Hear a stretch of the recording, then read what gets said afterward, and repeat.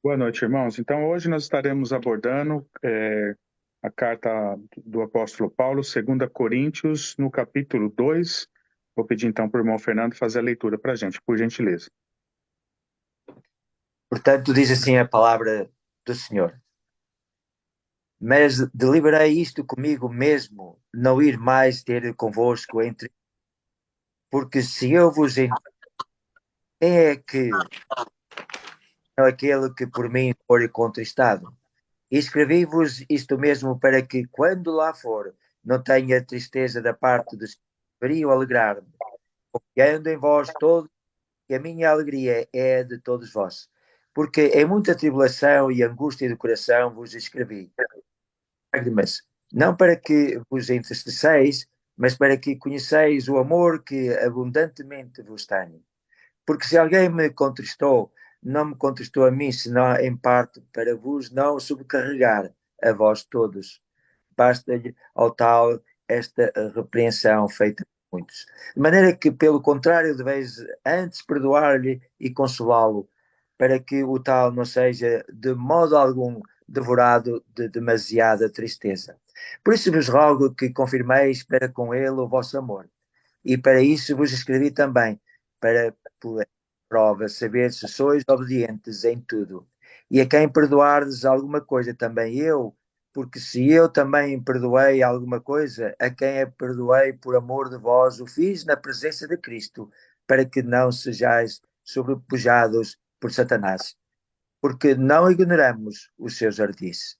Ora, quando cheguei a Trouda para pregar o Evangelho de Cristo e abrindo uma porta do Senhor, não tive de descanso no meu espírito, porque não achei ali meu irmão Tito, mas despedindo-me deles, parti para a Macedónia.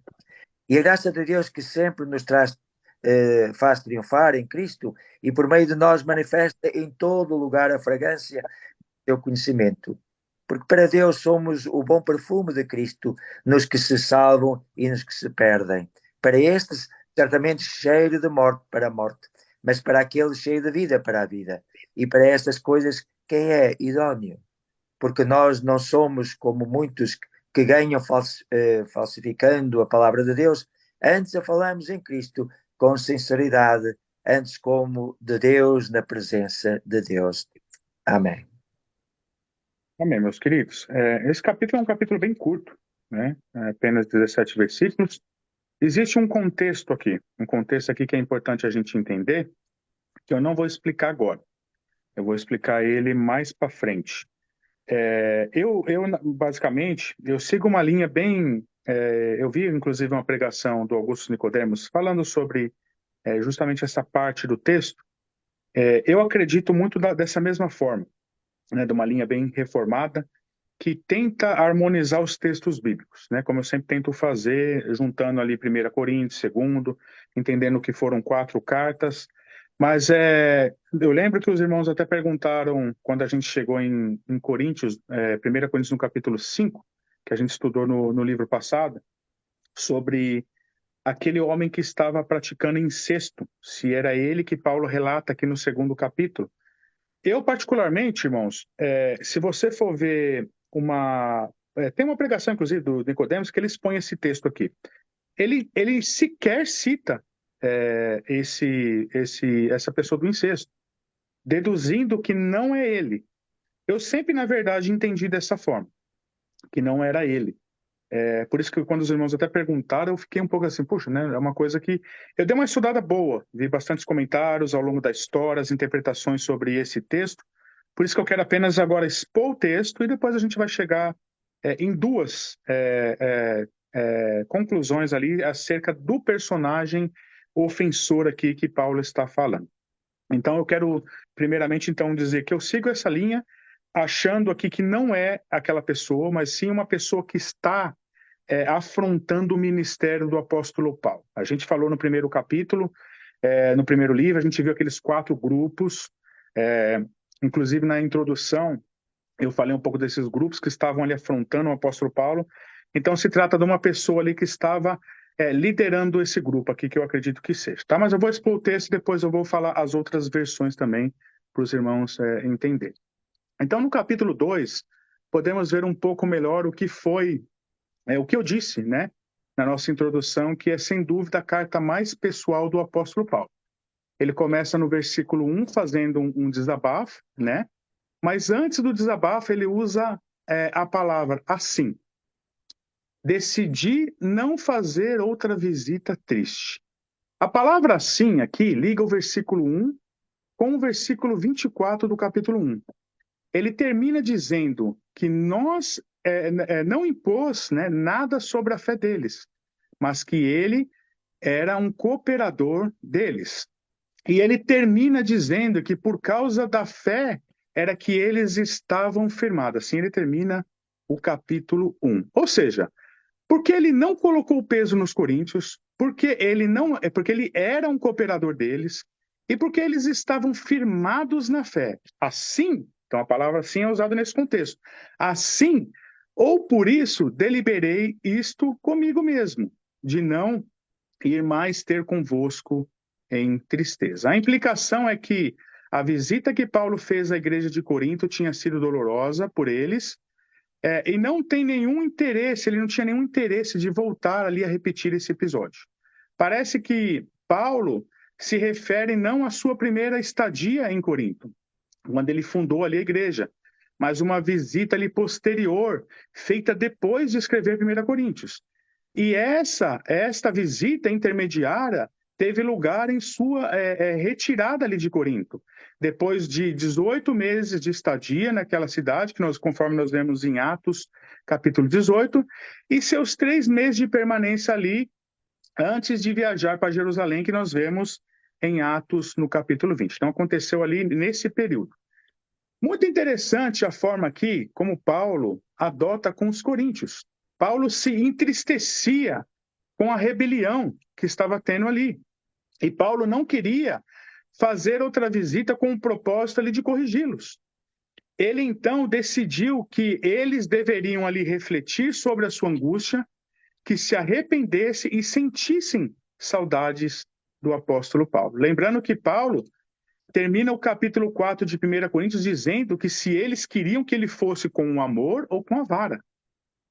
Essa visita dolorosa aqui aconteceu, né? E parece que Paulo se entristeceu com o que tinha acontecido. E com o amor de um pai espiritual, ele decidiu não mais visitá-los, mas apenas deixar que Deus ali tocasse o coração deles.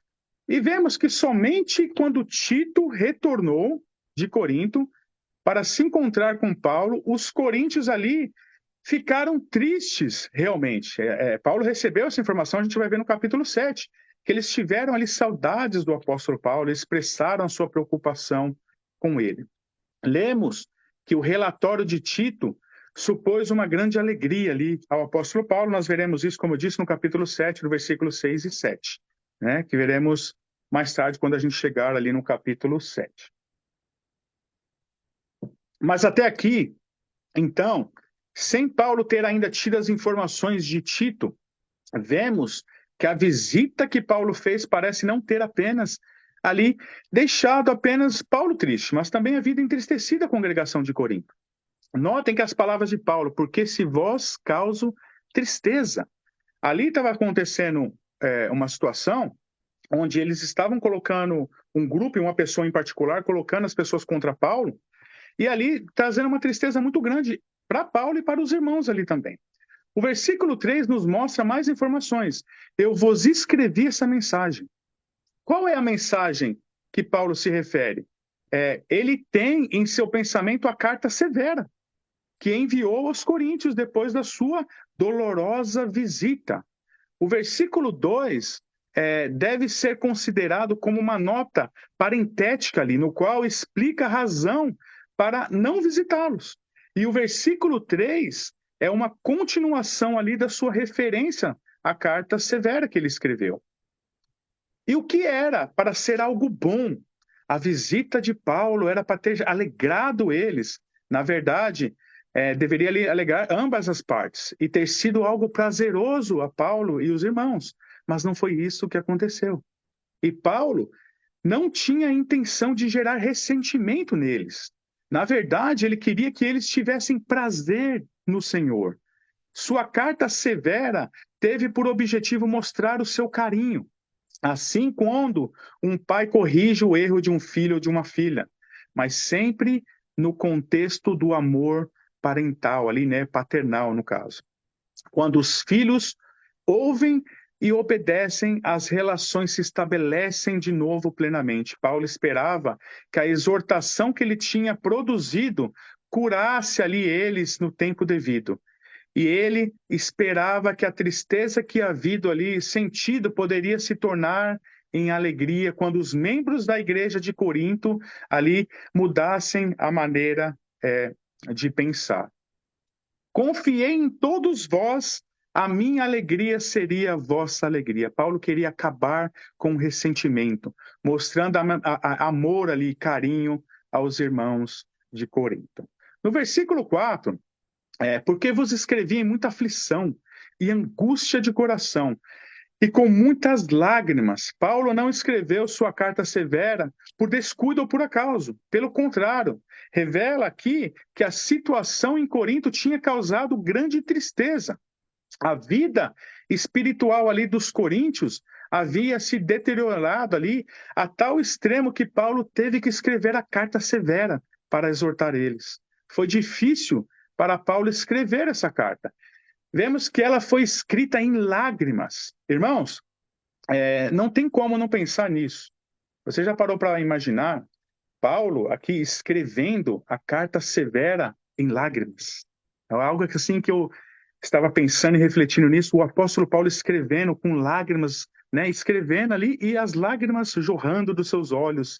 Isso mostrava o grande amor que o apóstolo Paulo tinha pelos irmãos e quão triste ele estava ali com as afrontas que ele estava tendo ali de um grupo, né? E aqui fica muito claro que a carta severa não foi a primeira carta aos Coríntios, né? 1 Coríntios, mas na verdade a terceira carta. Na primeira carta, Paulo trata de assuntos doutrinários práticos, divisões na igreja, assuntos de culto, dons, línguas, ceia, véu, a mulher no culto, ordem e decência no culto, fala de amor como um caminho mais excelente. Ele fala da vinda do nosso Senhor Jesus no capítulo 15 e termina ali falando de dinheiro, das ofertas no culto no capítulo 16. E é muito claro que a carta dolorosa, a terceira, foi escrita depois da segunda, né? E Paulo diz que essa carta não foi escrita para entristecer eles, mas para que eles conheçais o amor que tenho por vós. No versículo 5, Paulo começa falando de uma pessoa que causou tristeza a eles. Paulo não revela quem era essa pessoa. Isso porque não precisava de detalhes ali. E a explicação para isso é que os coríntios sabiam exatamente quem era a pessoa que Paulo estava falando. Então ele não precisava ali de detalhes, de dar detalhes. Vemos no versículo 5, ora, se alguém causou tristeza, não o fez apenas a mim, mas para que eu não seja desanimadamente áspero, digo em parte a todos vós, basta-lhe a punição pela maioria. Paulo foi severo com uma pessoa, a carta severa, mas a carta ofendeu outras pessoas também. E aqui Paulo reavaliou seus pensamentos para não ser tão severo a todos, para não ser severo demais. O versículo expõe um fato simples. Alguém na igreja tinha causado tristeza aos membros, estava causando uma divisão. A presença dessa pessoa afetou toda a congregação. Essa pessoa está tentando colocar eles contra o apóstolo Paulo. E os pecados, né, morais que as pessoas fazem, confinados apenas às pessoas que os cometem, mas normalmente elas afetam toda a congregação. Então essa pessoa estava afetando todo mundo, ali causando essa divisão. Vamos entender o que aconteceu. Quando Paulo ficou sabendo que estava acontecendo em Corinto, ele foi para lá, mas a sua visita foi dolorosa. Depois da visita dolorosa, ele enviou a carta severa. A maior parte da igreja foi afetada, né, pelo esse ofensor ali que estava causando confusão, e eles compreenderam a seriedade do assunto e eles disciplinaram a pessoa que tinha cometido essa ofensa, né? E a igreja ficou ali consciente da sua responsabilidade, e tomou as medidas adequadas. E ele confirma o castigo no versículo 6 e 7. A palavra aqui, basta-lhe a punição que foi dada pela maioria ali da igreja. Quer dizer que a punição foi suficiente. A punição que tinha sido dada foi suficiente. E aqui um ponto que nós devemos considerar: o possível envolvimento também de Tito nessa situação. Se Tito entregou a carta severa de Paulo aos Coríntios e permaneceu ali com eles por um tempo, é possível ali que ele participou, né, num processo de disciplina dessa pessoa. Paulo indica que Tito havia visitado a igreja numa ocasião anterior para ali coletar as coletas para os irmãos necessitados em Jerusalém. E não podemos descartar a possibilidade de que ele também estava ali no meio dessa disciplina, dirigindo e ajudando os irmãos. E nessa disciplina, a maioria dos crentes coríntios entraram em acordo com as medidas ali disciplinadoras ali, que se manteram dentro dos limites ali de um castigo adequado. Vamos comparar essa situação com 1 Coríntios 5, ali no caso do homem incestuoso. Naquela situação, qual foi o veredito do apóstolo Paulo? Foi exclusão. Isso provavelmente porque aquela pessoa naquele momento, o ofensor ali, que estava cometendo incesto, ele não tinha se arrependido. E aí por isso que a decisão foi que ele fosse excluído. Aqui vemos que uma disciplina foi aplicada, diferente. Mas no versículo 7 vemos que ele foi perdoado também. Além, ele foi disciplinado e depois ele foi perdoado. Por que ele foi perdoado? Porque ele se arrependeu. Caso contrário, ele não teria sido excluído. Ele teria, né, no caso, sido excluído. Agora, a pergunta que não se cala. Esse personagem que Paulo está falando aqui é o mesmo de 1 Coríntios? Eu vou, na verdade, deixar isso para o final, né? Existem algumas linhas de interpretação acerca desse assunto, eu vou deixar para o final. Eu acredito que não era, né? Eu acredito que não era. Aqui, a pessoa que estava colocando a igreja, o líder colocando a igreja contra Paulo, né? Ela foi disciplinada aqui. E ela se arrependeu. Ela se arrependeu do que ela estava fazendo. E ela foi perdoada. Para mim é nesse sentido, faz mais sentido nesse sentido. Mas depois eu vou falar as outras linhas também. E Paulo continua dizendo que o amor dos coríntios fosse manifestado a essa pessoa. No versículo 8, Paulo roga que eles confirmem o amor por essa pessoa. Olha que algo maravilhoso, né? Uma pessoa que estava com uma motivação errada, estava causando confusão, e aí Paulo, ele se arrepende e Paulo fala, vocês têm que liberar, confirmar o amor. Quando Paulo diz que ele tem que confirmar o amor, é porque tinha pessoas relutantes ali. Tinha pessoas ali, não, esse cara estava causando confusão, não vão perdoar não. E Paulo teve que reforçar isso aqui. Confirmar o amor por essa pessoa, que é um papel que nós devemos fazer. Diferente do que ele fez em 1 Coríntios, onde Paulo estava bravo porque eles não tinham excluído ainda o incesto do meio deles. Aqui ele aconselha os seus leitores a serem misericordiosos com o penitente pecador aqui, que estava causando confusão e colocando a igreja contra o apóstolo Paulo. E não prolongue a duração do seu castigo, né? E agora que a pessoa tinha se arrependido. Com relação ao transgressor, os coríntios deveriam mudar de opinião e passar da expulsão à aceitação, da condenação à restauração, do juízo ao perdão e da indignação ao estímulo. Se há arrependimento genuíno, também deve haver reintegração completa. E Paulo exorta aqui os coríntios a amar essa pessoa sinceramente arrependida de toda a confusão que ela estava causando. No versículo 10 e 11, Paulo diz, vocês perdoaram ele e eu também perdoo. Olha que coisa maravilhosa. Porque o que eu perdoei, se havia algo a se perdoar, né? Eu fiz por consideração a vós na presença de Cristo. E notem que essa é a atitude que a igreja deve ter, meus queridos. Perdoar ofensores arrependidos. E Paulo diz o porquê. Porque para que Satanás não alcance vantagem sobre nós. É algo muito interessante aqui, irmãos. Eu estava assistindo um programa que os pais enviam filhos indisciplinados daqui do Reino Unido para passar um tempo em outros países, com pais de outros países que eram muito rígidos. E um desses programas, eu estava assistindo com as minhas filhas, tinha uma inglesinha que ela era terrível. E ela foi na casa de uma família líbano muito severa, e ela brigou com todo mundo, queria até bater nas pessoas. A menina terrível mesmo. E depois ela foi encorajada a pedir perdão pelo que ela tinha feito pelo outro menino indisciplinado. Você vê a situação. Foram dois indisciplinados. A menina era muito pior e ela queria bater em todo mundo. E aí o menino falou: peraí, não é assim não. E falou: você deveria pedir perdão. E ela disse que ela não conseguia pedir perdão. Porque se ela pedisse perdão, ela se sentiria uma fracassada. Esse é o ponto interessante. Esse é um dos pontos principais, motivos que impedem as pessoas de pedirem perdão uns aos outros. Que pedir perdão é você perder. As pessoas acham assim. Que pedir perdão, você perde a guerra. Isso faz a outra pessoa se sentir superior a você quando você pede perdão. E isso te diminui. É assim que muitas pessoas pensam.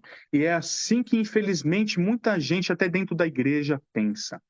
Tem gente dentro da igreja com um problema terrível em perdoar as pessoas, em liberar perdão. Tem maridos que não perdoam esposas, tem mulheres que não perdoam seus esposos, filhos que não perdoam pais, pais que não perdoam filhos. Ninguém quer se rebaixar. Pedir perdão, né, para muita gente é coisa de fraco. E aqui vemos que o não perdoar é desvantagem para o cristão e que Satanás fica na vantagem quando não há perdão. Ou seja, o único que ganha com a falta de perdão é Satanás. Ele fica na vantagem, como o texto diz aqui.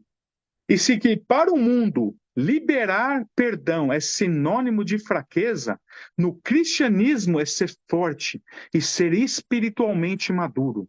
E Paulo aqui nos mostra que essa pessoa que estava causando confusão, que estava até colocando as pessoas contra ele, né, esse infrator aqui arrependido, recebeu o perdão dele e recebeu o perdão também dos coríntios. E vemos, meus queridos, nos versículos 12 e versículo 13, que Paulo estava apreensivo aqui, porque foi para Troade, mas não encontrou ali o seu irmão Tito, que ele esperava encontrar ali. E por ele não ter tido tranquilidade, por não ter encontrado Tito ali, ele partiu para Macedônia. E nós veremos mais à frente no capítulo 7 que Paulo, a uma certa altura, vai encontrar Tito com boas notícias. Agora, entrando na pergunta, que não se cala, né? Quem era o ofensor aqui? Existe uma interpretação, essa é a interpretação até tradicional, até que a igreja primitiva acreditava. Né? Ao longo dos primeiros séculos, os pais da igreja acreditavam. Essa opção, que tem a sua raiz na igreja cristã primitiva, é conhecida como a interpretação tradicional. Durante aquela segunda visita, Paulo se encontrou com a pessoa que tinha cometido o incesto, né, o incesto ali em 1 Coríntios, com a mulher de seu pai, e o caso ali afetou toda a congregação. Mas a confrontação de Paulo com a pessoa que tinha ofendido ali, ela se converteu num ataque pessoal também a Paulo, né? E muitos comentaristas, na verdade, rejeitam a interpretação tradicional, que era a mesma pessoa, em 1 Coríntios capítulo 5 e aqui no capítulo 2 de 2 a Coríntios. A grande parte dos comentaristas, eles rejeitam essa interpretação tradicional de que era a mesma pessoa. O próprio João Calvino não acredita que era a mesma pessoa, e toda a linha calvinista ali nós vemos o próprio Augusto Nicodemos, como eu citei no início, também não acredita, e ele sequer cita, né, esse homem do capítulo 5. Não é, no entanto, meus irmãos, por que eu queria citar isso no final? Não é irreal a possibilidade de que o incestuoso aqui teria sido a pessoa que humilhou o Paulo aqui, que causou essa confusão toda aqui. Por isso, eu não posso afirmar. Né? Então, essa é uma interpretação. Eu não acredito nela, mas eu quero mostrar para os irmãos para que os irmãos tiram suas conclusões. No final das contas, é o que eu sempre falo, não acredita em mim, não acredita no pregador. Olhem a Bíblia, a harmonia dos textos, olhem aqui, sabendo que essa era a interpretação da igreja primitiva e tirem suas conclusões. A outra interpretação é que os casos aqui são diferentes, uma coisa não tem nada a ver com a outra. Um era um e outra que era outro. Né? A disciplina que Paulo prescreveu para o incestuoso foi que a entregasse a Satanás, a quem foi concedida a autoridade para castigá-lo.